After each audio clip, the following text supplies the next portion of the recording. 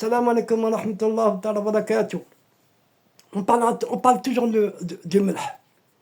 Les maîtres disent que la tombe est comme une maison énergétique.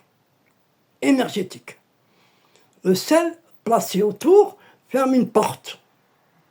Sans lui, les esprits peuvent utiliser la terre fraîche pour créer des passages.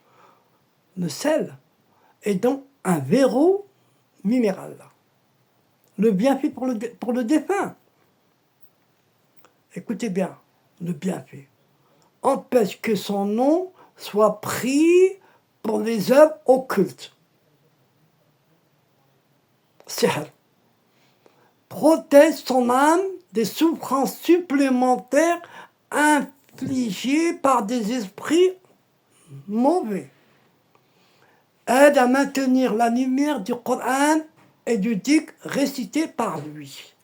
Et le bienfait pour nous, les descendants du défunt sont protégés car les sorciers cherchent souvent à atteindre la famille par leurs parents. C'est pour ça qu'on dit la sorcellerie héréditaire. Les visiteurs trouvent paix et absence de lourdeur dans ce cimetière.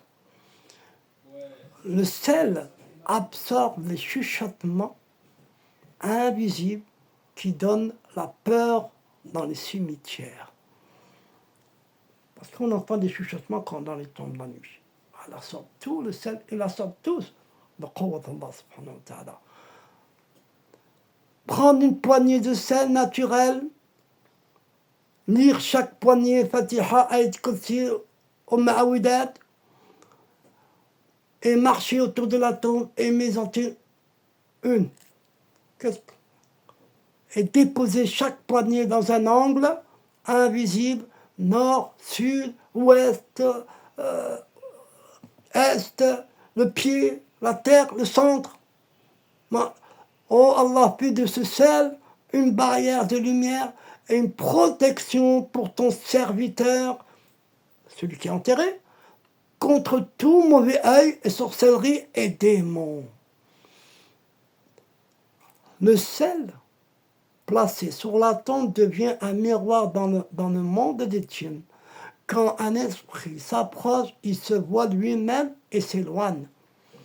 Les maîtres disent que chaque cristal de sel récite intérieurement le nom divin, Ya Hafid, même sans qu'on le prononce. Ibn Arabi commente la matière qui garde et une matière qui se souvient, et nul ne se souvient mieux qu'un cristal. De melh.